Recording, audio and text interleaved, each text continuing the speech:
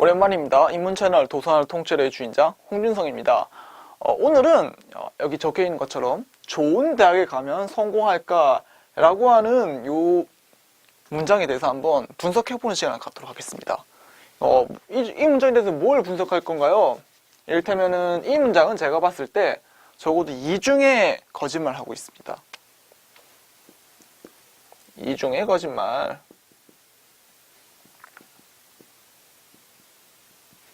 뭐가 이중의 거짓말인 걸까요? 일단 우리가 표면적으로 보는 거는 우리가 되게 마치 예전부터 뭐 신문이라든지 뭐 주변에서 그런 얘기 많이 하죠. 요즘도 세상이 바뀌었기 때문에 뭐 좋은 대학에 가도 뭐 능력 좋은 사람이 취직되고 뭐 잘 되고 이런 거니까 뭐 학벌 사회가 조금씩 무너지고 있다. 요즘 뭐 인서울을 해도 취직이 잘 안 되더라 뭐 이런 식의 얘기들. 이게 가장 눈에 보이는 1차적인 거짓말입니다. 1차. 좋은 대학에 가면 이라고 하는 이 방법론. 방법론이 조금 괴상하다는 거죠. 정말 좋은 대학에 가면은 성공할까요? 이 두 가지가 딱 맞아떨어지는 논리적 인과관계를 갖나? 에 의문을 갖는 거예요. 그러니까 방법론에 대한 뭐라 적을까요? 구라라고 적읍시다. 방법론에 대한 구라. 1차적인 거짓말입니다. 이건 누구나 다 볼 수 있는 거짓말이고요. 신문이나 언론이나 여러분 주변에서 많이 얘기하는 부분이에요. 2차적인 거짓말은 뭘까요? 여러분 이게 좀 더 중요한 건데 2차적인 거짓말은 글씨의 상태가 여러분 글씨가 참 어렵네. 어쨌거나 2차적인 거짓말은 바로 성공 그 자체에 대한 거짓말입니다. 그러니까 뭐라 해야 될까요? 목적에 대한 구라. 이게 무슨 말일까요? 이를테면 여러분 이렇게 생각해 봅시다. 이 성공이라고 하는 건 이게 뭡니까 이게? 저 성공이라는 말이 뭡니까 도대체? 이게 뭔데요 이거?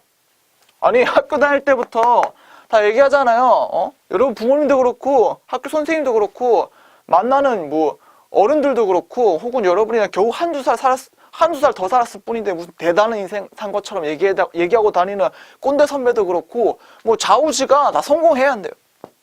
뭔데 이게 성공이? 뭐가 성공인데요? 여러분 성공에 대해서 정의하고서 입시 열차에 타시는 분 계십니까? 나는 좋은 대학 가서 성공해야 한다는 그 말을 학교에서 고등학교에서 받아들일 때 이 성공이 뭔지 명확히 인지하고 그걸 달성하기 위해서 3년 동안 미친듯이 내 인생 꼬라박아가지고 좋은 대학에 갔다. 혹은 가려고 시도했다. 라고 하는 분 계십니까? 아니 성공이 뭔데요? 제가 이 질문만 지금 1분째 반복하고 있습니다. 성공이 뭔데? 성공이 뭔가요? 모릅니다. 성공이라고 하는 이 문장은 굉장히 추상적입니다. 추상적이죠. 그러니까 엄밀히 말하면 성공이라고 하는 건 욕망이 아닌 거예요.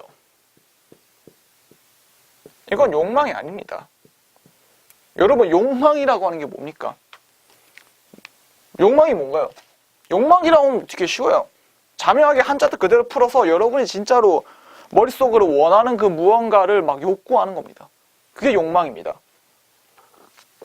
근데 왜 이게 추상적인 건가? 여러분 욕망이라고 하는 잘 생각해 보자고요. 이를테면 가장 대표적인 욕망이 뭐가 있죠? 이를테면 남자 같은 경우에는 섹스에 대한 욕망이 굉장히 강력하죠. 추상적인가요? 그 욕망이? 아니에요. 되게 구체적이에요. 뭔가 머릿속에 떠올리는 이상형, 뭔가 지나간 여자라든지 보고서 뭔가 알몸으로 하고 싶은 것도 다 정해져 있죠. 뭔가 하도 야동을 많이 봐서 뭐 좌우지간 굉장히 구체적으로 떠올립니다. 이를테면 돈에 대한 욕망도 마찬가지도. 돈을 그냥 많이 벌고 싶은 거예요. 여기서 뭐가 여러분 추상적이라는 겁니까? 어디 가고 싶은 거, 먹고 싶은 거, 이뤄내고 싶은 거, 끌어내리고 싶은 거, 내가 그 자리에 가고 싶은 거, 내가 만들고 싶은 법에 대한 거, 기타 등등 블라블라 여러 가지. 추상적인 걸로는 욕망이 떠올려지지가 않아요. 추상적인 건 욕망이 아닙니다. 추상적인 건 뭐죠? 그건 그냥 푸념이죠. 푸념. 공상. 망상일 수도 있고. 욕망이라고 하는 건 굉장히 참을 수 없을 만큼 간절한 그 무언가, 이뤄내고 싶은 것, 구체적으로 떠올릴 수 있는 것에 대한 것입니다. 근데 이 성공은 반대되는 거예요. 추상적인 무언가죠. 이 추상적으로 함으로써 뭔가 이 욕망을 속이는 겁니다. 떠올리지 못하게. 성공이 뭔지는 모르지만은 이렇게 설명하는 거죠. 네 욕망이, 너 무슨 욕망이 있니? 네 욕망이 내가 뭔지 모르겠고 뭔가 안다 손 치더라도 이 성공이라고 하는 것, 이 성공은 또 뭐죠? 좋은 대학에 가야만 이룰 수 있는 거죠. 이 좋은 데에 가서 얻게 되는 성공에 좌우지간 네 욕망 역시도 포함되어 있을 거야. 좀 더 정확히는 내가 상상도 못한 욕망들을 모두 이룰 수 있을 거야. 이를테면 여러분 그런 말 있지 않습니까? 지금 공부하면 마누라의 얼굴이 바뀐다. 남편의 얼굴이 바뀐다. 그런 말도 있지 않습니까? 근데 여러분 17살 먹은 사람이 결혼 욕망이 있겠냐고.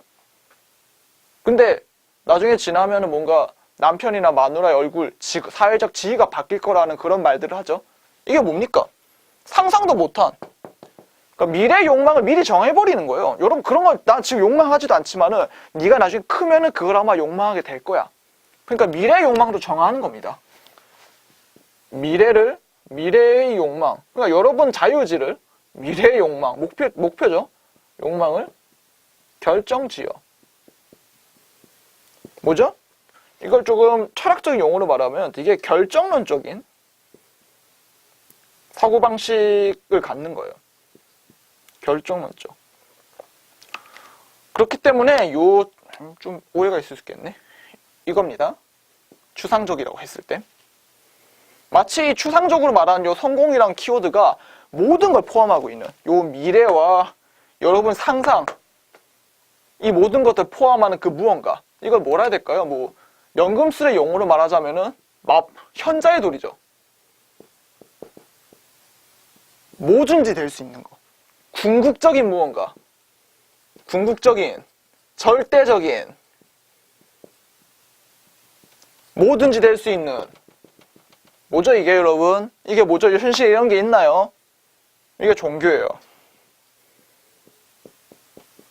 신이 이런 속성을 갖지 않습니까? 뭐든지 될 수 있죠, 신은. 그럼 결국 이거는 뭐다? 이 욕망을 추상화시킨 거에 대한, 이걸 추상화시키는 원리로서 이 욕망이 네가 가진 욕망들을 모두 다 충족시키는 그 어떤 무언가를 충족시킬 거야. 즉, 욕망을 신성화시키는 거예요. 하지만 신성화된 욕망은 그 자체로 형용 모순입니다. 왜냐면 다시 한번 말하지만 욕망이라고 하는 거는 미래를 이런 게 아니라 지금 눈앞에서 내가 하고 싶은 거예요. 혹은 가까운 미래에 하고 싶은 거, 그 무언가. 이뤄내고 싶은 거. 구체적으로 떠올리고 이게 되고 싶고 그걸 강렬히 바라기 때문에 그게 되고자 하는 것들을 정말 정보들을 마구마구 수집하는 거죠. 근데 입시 교육에서 이 성공이라는 게 그렇냐고. 그렇지 않아요. 성공이 뭔지도 모를 뿐더러 그냥 뭐라 해야 될까, 입시 교육에서 제공해주는 그 문제집, 이제 학교에서 치는 중간고사, 기말고사 그거, 거기서 가르쳐주는 교과서의 시대에 뒤떨어진 교과서 지식들, 그런 것들을 막 열심히 학습하죠. 그러니까 그게 여러분 꿈이 아닌데도 불구하고, 그게 여러분의 꿈을, 욕망을 분명하게 만들어주는 것도 아니고 그저 잘못된 방법론에 부합되는 길일 뿐인데도 그걸 정말 강조하는 겁니다. 그래서 어쨌거나 요 좋은 대학에 가면은 성공할까라고 하는 요 문장은 이중의 거짓말, 즉 이중적인 가짜 문제를 만들어내고 있는 겁니다. 이거 자체가 가짜 문제예요. 욕망이 들어오면 성공할까라고 하는 게 이상한 말입니다. 성공으로 정의되어 있지 않고 그 성공으로 가는 방법론 역시도 제대로 정의되어 있지 않은 거죠. 하지만 여러분 뭐랄까, 이런 사람들, 이 성공이 뭔지, 그러니까 좀 정확히는 내가 내 욕망은 뭔지 솔직해지고 이거 한번 따라가 보고 싶고 그 따라가 본 경험이 있고 그래서 뭔가 거기에 대한 근력이 있고 이러면 상관이 없는데, 그렇지 않은 사람들, 내 욕망이 뭔지 탐구해보지도 못했고 그래도 여기서 협박하죠. 네가 지금 네 욕망을 따라가면 네 미래가 박살 나버릴 거야. 미래를 저당 잡는 거죠. 거기에 넘어가가지고 미래에 저당 잡힌 사람들. 빚을 졌다고 해야 될까요? 상상의 허구의 빚을 져버린 거죠. 그래서 그 겁먹음 때문에 욕망을 한 번도 실천해보지 못한 사람들. 그래서 자기 욕망을 따라가는 경험이 없기 때문에 근력이 없으니까 그 길을 어떻게 가겠습니까? 근력도 없고 경험도 없고 심지어 내 욕망이 뭔지 탐구해보려고 하지 않았기 때문에 어느 순간부터 내가 정말로 뭘 바라는지조차 잃어버리는 거죠. 그냥 불안과 허무만 남는 겁니다. 왜냐하면 욕망을 따라가지 않았을 때 발견하게 되는 게 허무니까. 혹은 그 허무를 이겨내지 못하고 그 허무 내에서 내가 정말 하고 싶은 걸 발견하지 못하는 거 결국 누굽니까? 여러분 자신이죠. 이 몸뚱이. 그러면은 욕망을 방해하는 거에 대해서 분노를 느끼죠. 지금 이 관점에서 욕망을 방해하는 게 누굽니까? 바로 여러분, 저, 이 개체, 신체죠. 요게 내 분노를 쏟게 되는 겁니다. 이게 바로 자기 혐오, 자기 학대, 자기 부정, 자기 파괴, 뭐 이런 쪽으로 흘러가는 겁니다. 뭐 어쨌거나 이제 그런 사람들, 이제 근력을 갖지 못한 사람들 경우에는 어떻게 될까요? 이거를 없애야 되는 거예요. 왜? 이게 있으면 고통밖에 안 느껴져요. 나 어차피 이거 할 수 없는데 이게 뭔지도 모르게 고통스러운데. 근데 여러분 그렇다고 요 추상적인 거로 가자는 여기서 허무밖에 없어요. 아니 좋은 대학 가면 성공한다고 해가지고 좋은 대학 갔는데 성공이 뭔지 모르겠어. 뭐지? 나는 뭔지 모르겠는걸? 허무해져 버리는 겁니다. 그러니까 이거를 져버리든 요게 가든 어쨌거나 다 허무해져 버리는 거예요. 그럼 요 체계 내에서 가장 좋은 선택지는 뭘까요? 가장 좋은 선택지는 뭘까요? 가장 좋은 선택지는 이런 겁니다. 아까 말했죠. 좋은 대학. 뭐 소위 명문대겠죠? 대한민국 총 인구, 학생 인구 중에 명문대에 갈 수 있는 사람은 3% 남짓이에요. 나머지 70%는, 나머지 97%는 좋은 대에 가지 못합니다. 97%. 이 97%는 어떻게 될까요, 그러면? 이 97%는 좋은 대학에 가면이라고 하는 이 방법 1차 자체를 충족 못 시켰기 때문에 그래서 내가 성공하지 못하는 거야. 좀 더 정확히는 내가 이 방법론을 충족시키지 못했기 때문에 이 욕망을 이루지 못하는 거야. 왜냐하면 이 성공 내에 이 미래의 모든 포함된 욕망이 다 포함되어 있다고 생각하고 있는 거니까. 하지만 여러분 이런 식의 생각을 통해서 실제로 합리화시키고 있는 건 뭐죠? 실제로 합리화시키고 있는 건 내가 욕망을 탐구할 필요가 없다는 겁니다. 탐구하지 않는 거예요. 그냥 뭔가 자유할 수 있게 되는 거죠. 나는 이 1번 조건을 만족시키지 못했기 때문에 이 욕망으로 들어가지 못한, 찾지 못하는 것 뿐이라고. 실제로는 이 조건을 만족시켜도 이걸 발견하는 게 아니라 그냥 추상적인 무언가밖에 발견할 수가 없는데. 그러니까 쉽게 말해서 이 방법론, 이거 자체는 절대화돼 있어요, 이미. 왜냐면 좋은 대에 가면 성공할 걸 생각하는 거야. 이 방법론 자체가 유일한 길이고 궁극적인 무언가니까. 방법론에 대한 절대화를 시킵니다. 근데 이걸로 완성되지 않아요. 두 번째 필요한 거는 내가 어쨌거나 이루지 못했죠, 이거를. 왜냐면 명문대 3%밖에 못 가니까. 이 방법론을 불모화시키는 거예요. 나 자신에 대해서.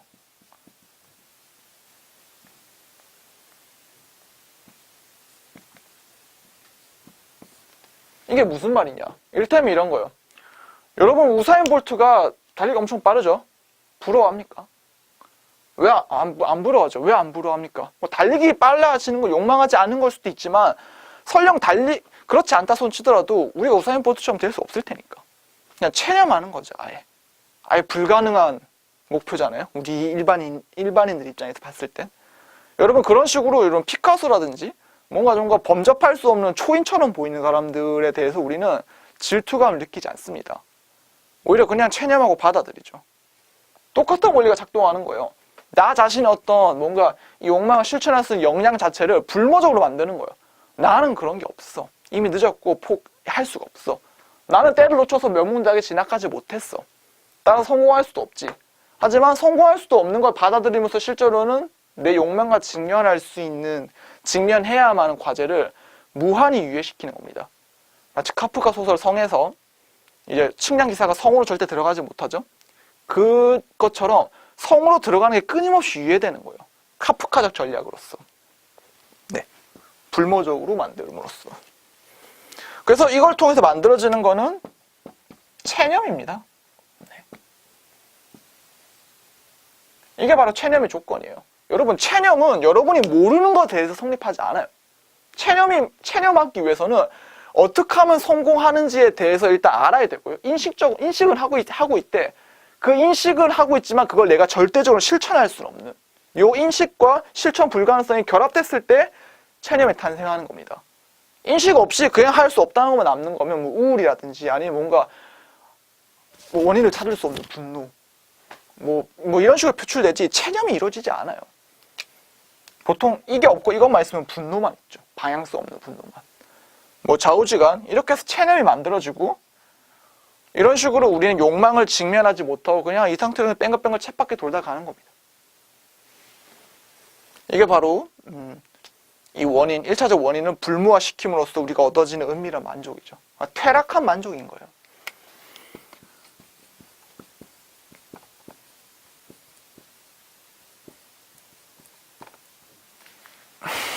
슬픈 거죠. 그럼 명대 진학관 3% 이걸 본 사람들은 뭐 어떻게 내 욕망을 만나지 못하는데 이 사람들은 어떻게 지내나요? 요 97%에 대한 우월감.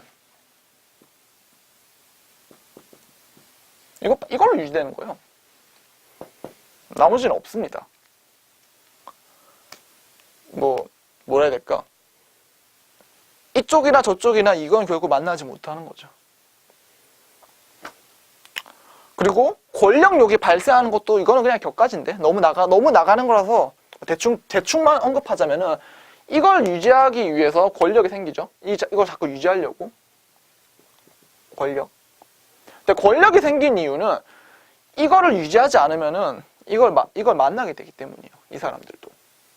그리고 이걸 만나는 순간 본인들한테는 이 97%와 마찬가지로 본인들 역시도 내 욕망을 나 혼자 세울 수가 없는. 그러니까 내가 너보다 우월해라고 하는 요 내용 없는 우월감 외에는 아무것도 없다라는 거를 본인도 직면하게 되기 때문입니다. 그래서 이 명문대 이 3% 역시도 이 자신의 욕망과 마주하지 않기 위해서는 이게 유지돼야 되는 거예요. 이 우월감의 체계가. 그래서 궁극적으로는 이 체계 내에서는 아무도 욕망 관점에 봤을 때는 다 패배자다. 가 되는 겁니다. 네. 그리고 이 1차적 방법은 너무 강력했을 때 이거를 막 미친 듯이 지키려고 발작적으로 벌어지는 게 보통 신경증이라든지 강박증 그런 거죠. 입시에 대한 이런 사람들이 좀 많죠. 학생들 중에. 미쳐가지고. 막 그런 사람들 있지 않습니까? 좋은 대학에 못 갔지만 막 좋은 대학 MT 참석하고 그 대학 붙은 것처럼. 리플리 증후군이라든지 그런 병리적인 사례가 막 생겨나는 이유가 바로 이런 이유 때문입니다. 네, 오늘 이런 얘기 하고 싶었네요. 이만 마치도록 하겠습니다. 청청.